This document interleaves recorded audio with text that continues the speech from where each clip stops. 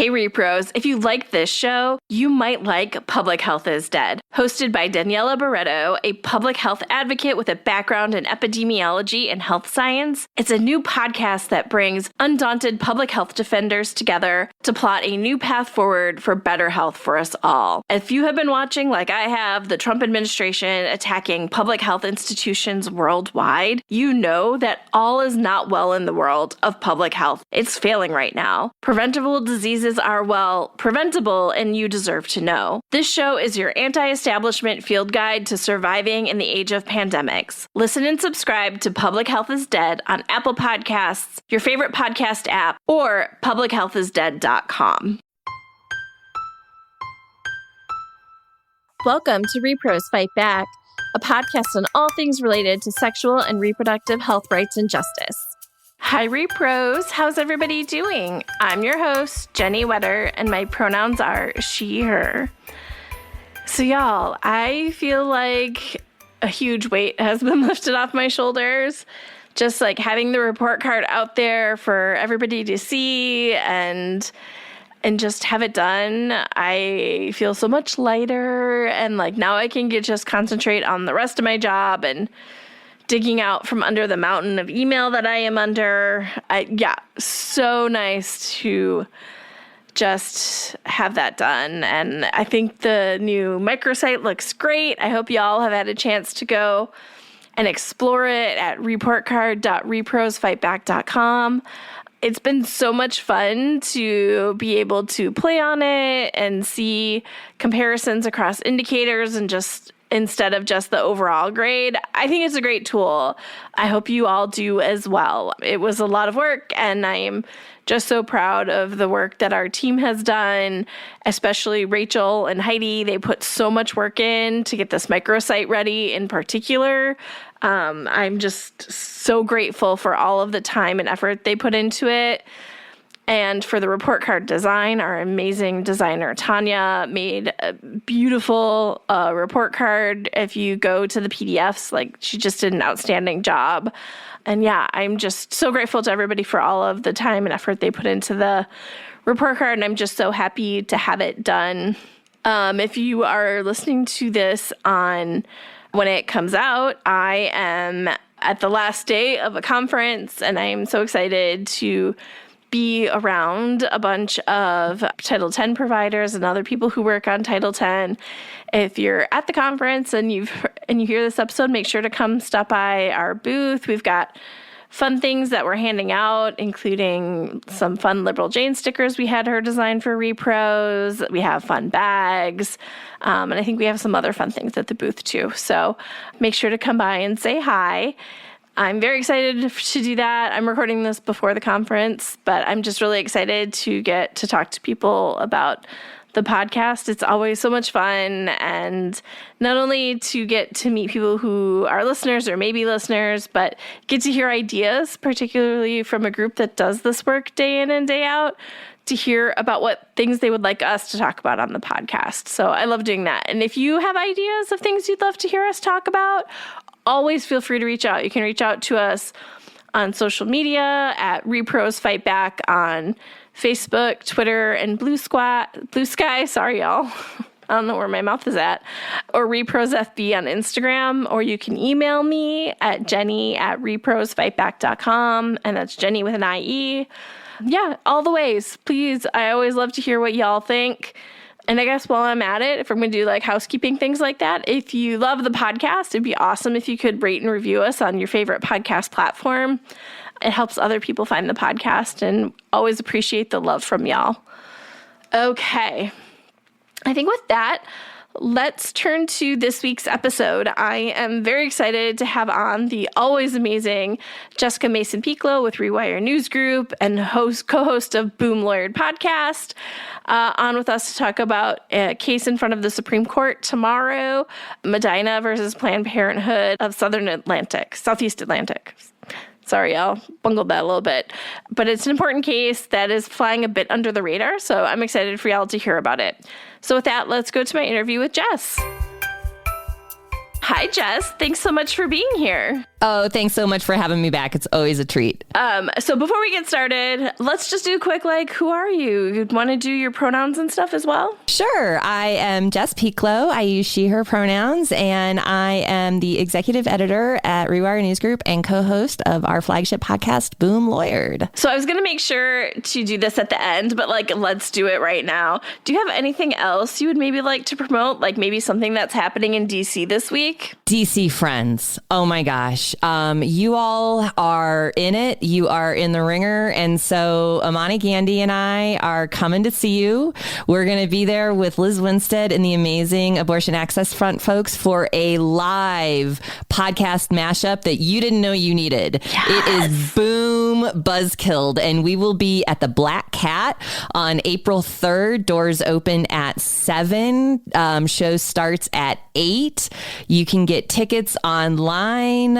And please come see us, come laugh. We are going to have a ball. So that's the bit of good news. I figured we should just start with some happiness at the top because thank you. The rest is less than happy, but okay. So I feel like there's a big Supreme Court case that's flying a bit under the radar right now. I was shocked. I went to prep for this interview to make sure that I could have a decent conversation with you about what is going on. And I was Googling and I was wait, news that was 3 pages deep and it was mostly ADF. And I was what is going on? There is hardly any information about this case. So can you tell us about this case that is coming up this week? Yeah, so you are right. With the fire hose of terrible news in Trump 2.0, in this tremendous and very real threat to Medicaid recipients is before the Supreme Court. And it's a case called Medina versus Planned Parenthood Southeast. And it is, for longtime listeners, the culmination of decades of efforts, truly, by the anti-choice community to try and kick Planned Parenthood, but really any reproductive health care provider that services Medicaid patients out of Medicaid generally.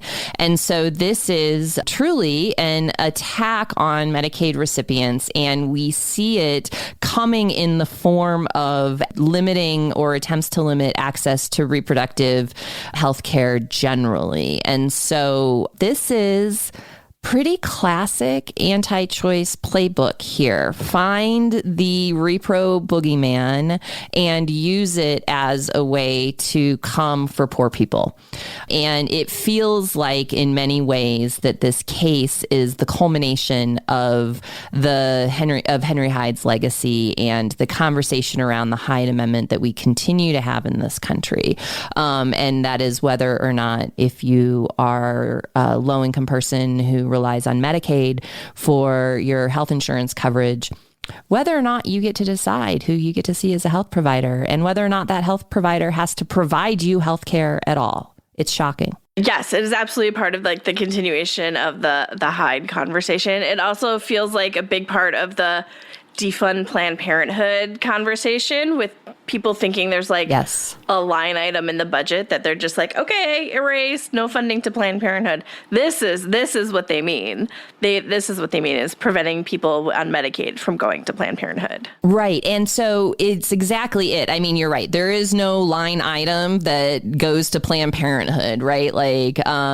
If only. And I'm saying that just in the sense of wow, that would be light years from where we are right now. But instead, what conservatives like to do is monkey around with definitions within the Medicaid statute and within the rules governing it. And usually this comes in the case, and we see it here in this South Carolina challenge, as to whether or not Planned Parenthood, in this case, is a qualified medical provider within the definitions of the Medicaid statute. So Medicaid dictates that only qualified providers get the funding.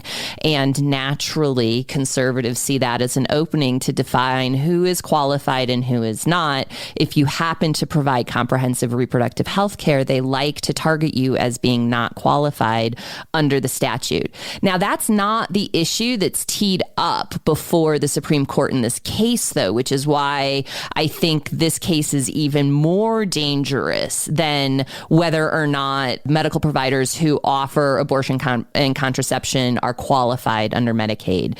The question that the Supreme Court is going to answer is whether the Medicaid statute confers a right to its recipients to go to providers of their choosing. That's the inverse of that is Planned Parenthood a qualified provider question, and it is much bigger and it is much more dangerous because what it is an opening for the legal conservatives on the court to have a walkabout on how Congress confers rights via statute. And that should alarm everyone who has been paying attention to the way this court interprets rights and who has them and how they have been historically recognized and created. Yeah, I definitely started reading this stuff and I was like, oh, this is way more complicated than I originally had thought and gets much more legalese than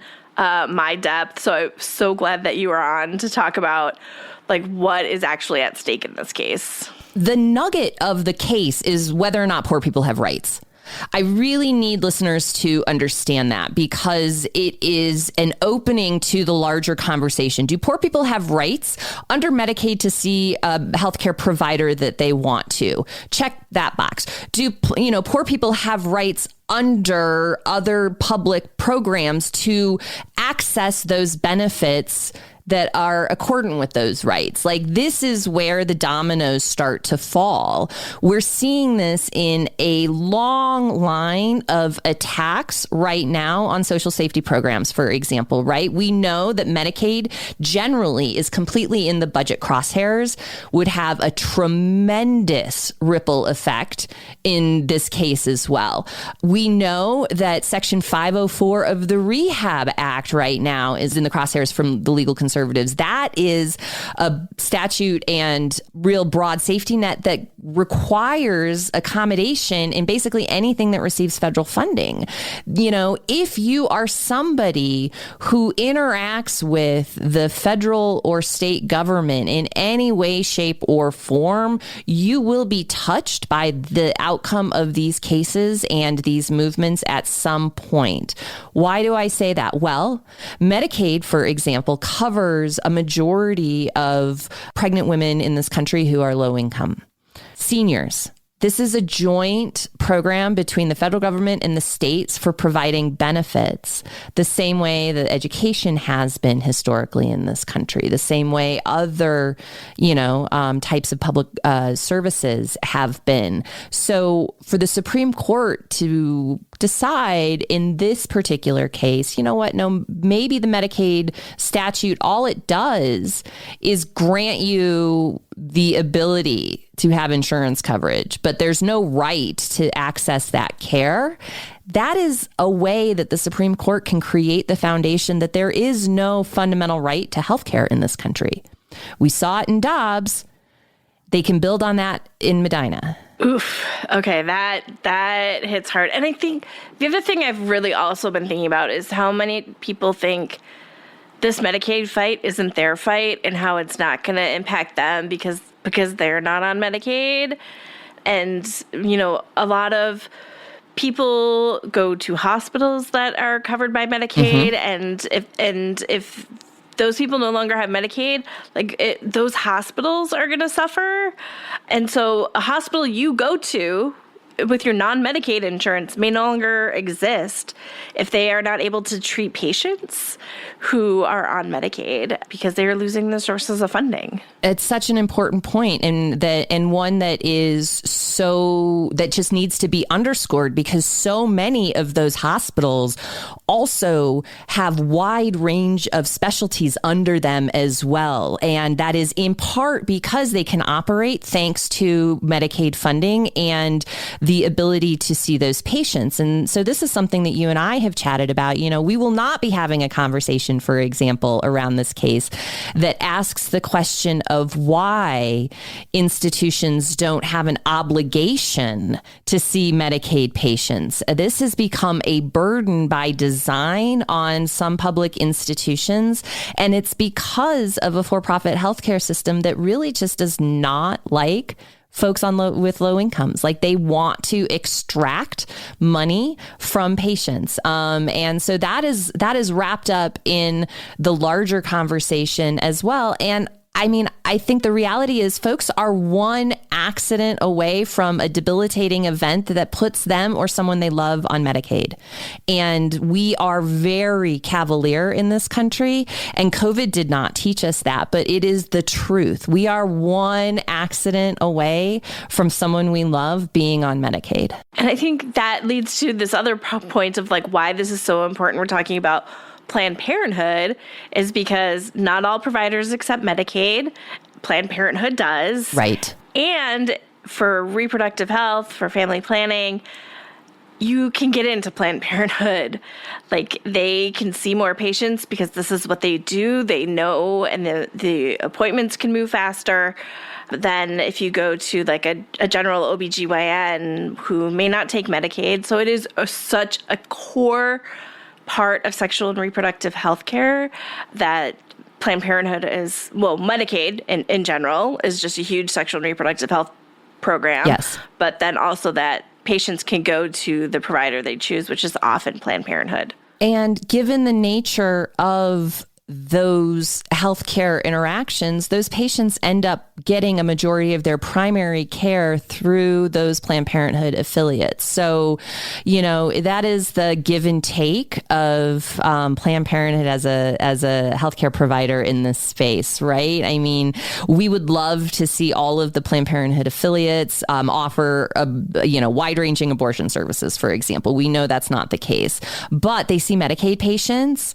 and those patients that see them receive comprehensive care, oftentimes beyond just reproductive care. Sometimes those Planned Parenthood affiliates are the only point of access for healthcare generally for Medicaid patients. And so this is really a targeted attack on that pipeline. Okay. So I guess that covers basically like what's at stake in this case. I know there's so much happening. What else is like stressing you right now? I mean, I know it's a long list, right? But like, I want to know why David Weldon didn't get the votes. I am really concerned about what is unknown, if I am being honest. First of all, kudos to everybody who worked that campaign to make sure that David Weldon was not confirmed to head the CDC, because that would have been a nightmare. But I also want to know what was so bad that Republicans were like, yeah, no, we can't.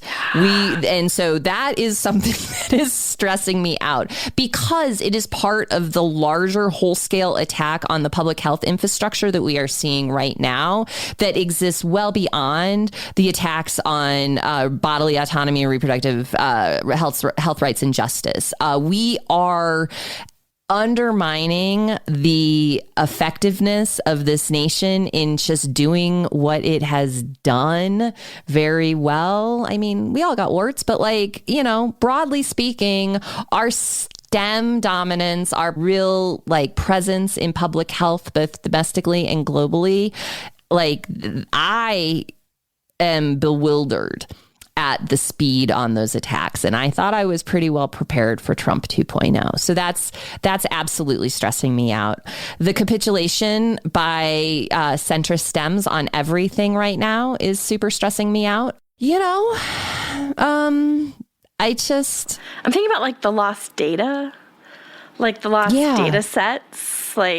One of the big things that USAID funded was the demographic and health surveys around the world. And they hold the data sets. So much data, one, may not be continued to be collected in the same way, without the U.S. investment into some of that historic data, like people may have parts of it, but they might not have all of it. Lost. I mean, demography is going to be vibes now, Jenny. Just vibes, not data. Isn't everything just vibes now? Yeah, and they're the worst. I mean, look, I'm not going to stay down. Yeah. Right. Weldon was a tremendous win. The advocates who are challenging everything right now out of Trump 2.0 are doing amazing work in throwing sand in the gears. And I know that there are people who are still employed in federal capacities who are also throwing sand in the gears and doing so behind the scenes and without notice, and rightly so. So those are the places where I'm really digging in right now, and offering as much solidarity and support and, anything I can, because hopelessness is a political tool, and I'm not necessarily hopeful, but I'm not going to stay hopeless, right? I am really feeling that work that folks are doing and the need to support it, and be very clear-eyed about it in the moment. Yeah, and I just thinking of those people who are still working for the government and are doing that, like throwing sand in the gears, like just what a thankless, like amazing job. And like exactly, still, like I'm sure advocates are reaching out to them mad that they're like, and so I really feel for those people who are doing that work and trying to do everything they are able to do to slow things down or stop things, and while also being advocated at for not doing enough. And that is advocates' jobs, but also I do feel for the person that's like stuck in the middle trying to do it. And I also just feel for like people I know who've like left the U.S. government and are like watching their life's work be torn apart, because I know. I mean, it's wild times right now. The oligarchy is no fun. Okay. So I guess we could go back to the case.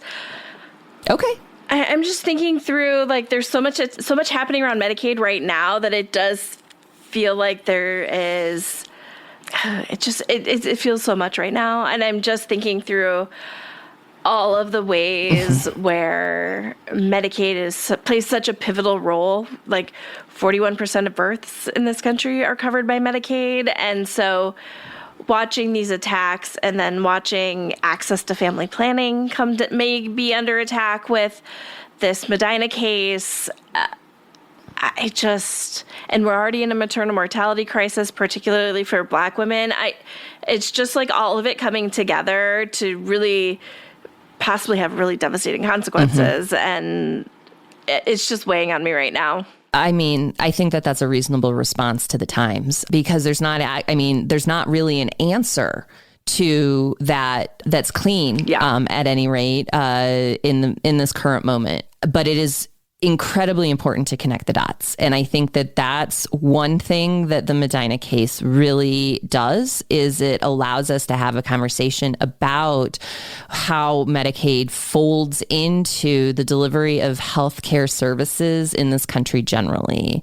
And the fact that, to sort of bring it back to my observation that this feels like a full circle moment in the conversation of Henry Hyde's legacy, the idea that conservatives have always said that they may not be able to block reproductive health care for everybody, but they will absolutely block it for folks with low incomes. And that's what Henry Hyde said in passing the Hyde Amendment out of the gates. And that's the spirit in which the conservatives have, and some centrist Democrats have, embraced this fight And so I think we just, in this moment where, I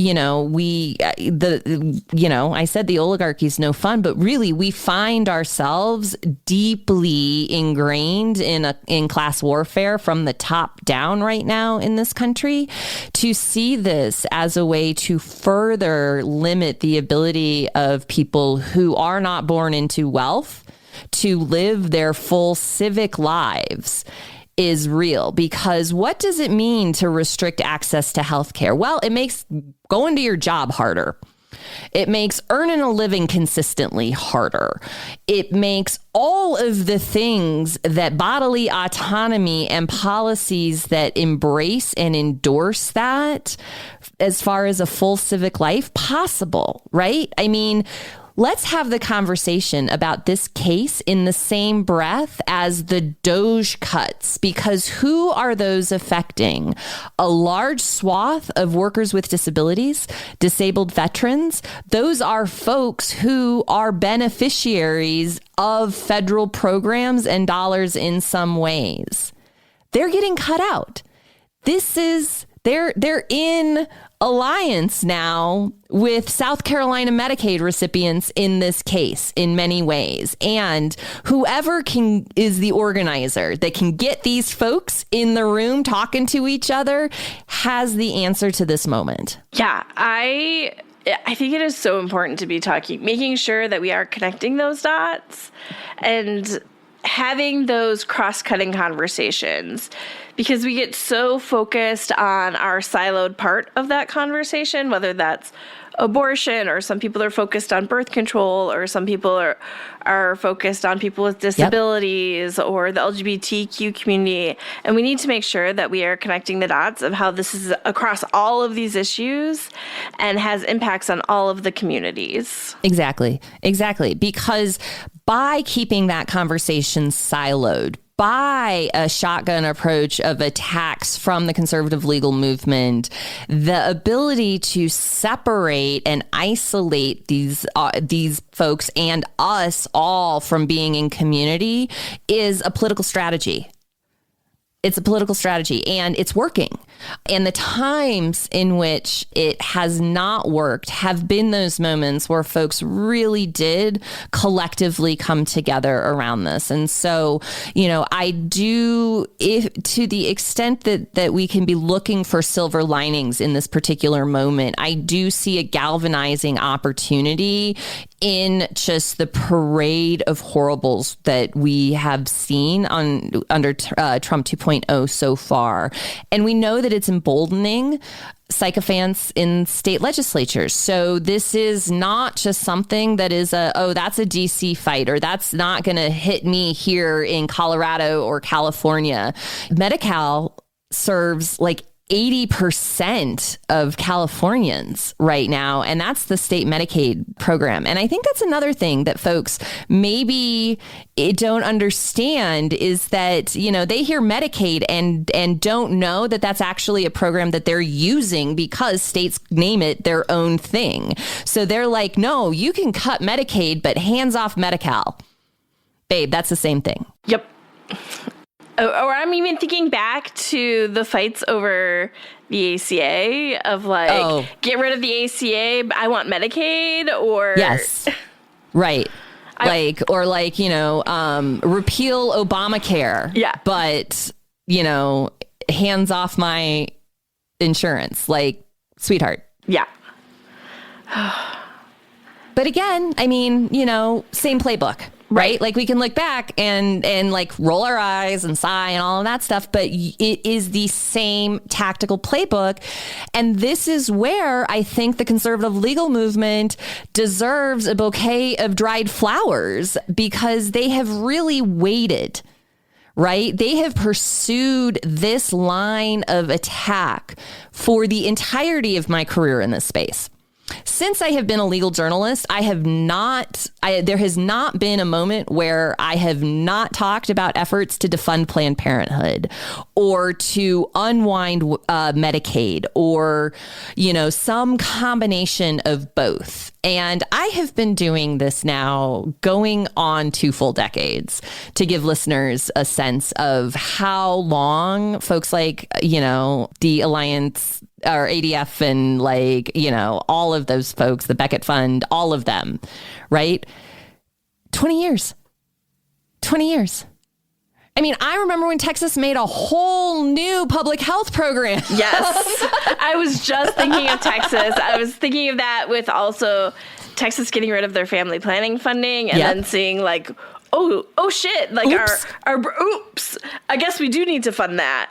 Yeah, so, we can, make some jokes about that and everything, but really as folks are listening to this episode, really think about the various ways in which we are seeing conservatives target folks who are not in the 1%, not to use that kind of corny class jargon, but truly this is about taking away from folks who are contributing, right? It's not like the folks who are Medicaid beneficiaries aren't contributing into the system that doles out Medicaid dollars. They absolutely are. Elon Musk just thinks he deserves that money more. Okay, so that's all kind of bleak, but as you said, not hopeless. We are not hopeless. So what can the audience do right now? How can they get involved in some of these fights? That's an excellent question. Everybody has a lane. And I think that that's really important to acknowledge out of the gates, because we are in a moment that is not going to be solved in one electoral cycle. It is not, there's not one court case that's going to be like, whew, okay, back to normal, folks. That ship has sailed. So first and foremost, spend a little time, figure out what your lane is. Maybe that lane right now is calling your representatives and senators and calling the senators in other places to remind them that we are all connected and advocating like that. Maybe your lane is finding resources and donating to local direct support organizations that are helping folks right now get basic needs, whether that they're orgs that provide folks assistance in accessing abortion care, whether they're food banks and, community shelters. I mean, one of the things that we are not talking enough about is the chaos on the local level for a lot of social services that this administration has unleashed. Places like, domestic violence shelters, places that provide services to queer youth and queer young adults, folks, services for folks who have aged out of foster care and are trying to find their way. These are organizations and services that are upended, that are in complete upheaval right now with all of this chaos, serving some of our most vulnerable populations, and they need help right now. So that is absolutely one way. And really build community where and how you can. We've talked about it a little bit, but this is an effort to keep folks isolated and siloed and overwhelmed. And a strategy against that is to be in community. And when possible, to do so joyfully. Art, music, literature, all of that is so important right now because fascists hate joy. I really love the find your lane. As somebody who is the people pleaser and feels like I need to do all the things, I always feel like I'm a failure when I'm not doing all the things. So I'm a huge fan of reminding people that you don't need to do all the things. It's okay if you can't show up for that protest, if you can't call your person because of whatever, you will find your way that works for you in this moment. Exactly. And it's not possible for one person to do all the things. And if we buy into that, we burn out, which is also a political strategy. Jess, thank you so much for being here. I'm so bummed I'm going to miss you when you're in DC, but I know it will be a great show, and I hope some of our DC audience can attend in my place. Please do, and if you do show up, say hi. We really I love actually meeting people in the wild. I know that I may not seem like it, but really, Amani and I do, and it is just we're going to be out in DC for this case anyway. And when the opportunity with Liz came up and she said, it just really seems like folks could use some, some targeted good humor right now. We said, yeah, let's do it. So hopefully we'll see you there, folks. Can't wait. Thanks, Jess. Thank you so much, Jenny. Okay, y'all, I hope you enjoyed my conversation with Jess. Hearing about this case was really important. Like I said, it's been flying a bit under the radar, so I'm glad that we were able to talk about it and can focus on what that will mean for people. Okay, with that, I will see everybody next week. If you have any questions, comments, or topics you would like us to cover, always feel free to shoot me an email. You can reach me at Jenny, Jennie, at reprosfightback.com, or you can find us on social media. We're at Repros Fight Back on Facebook and Twitter, or Repros FB on Instagram. If you love our podcast and want to make sure more people find it, take the time to rate and review us on your favorite podcast platform. Or if you want to make sure to support the podcast, you can also donate on our website at reprosfightback.com. Thanks all.